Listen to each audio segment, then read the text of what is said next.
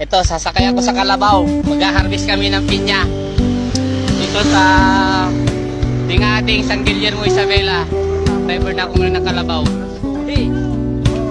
Oh.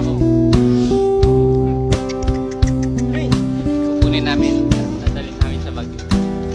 Ito ang produkto dito sa tingating San Guillermo, Isabela. Pinya at saka mga saging.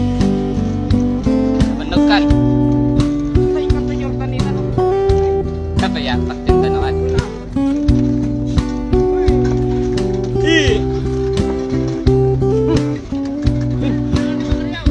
Ha? Driver ng Kalabaw. Hindi mga yayaw. Oh, bumaba ang driver. Bumaba na ang driver.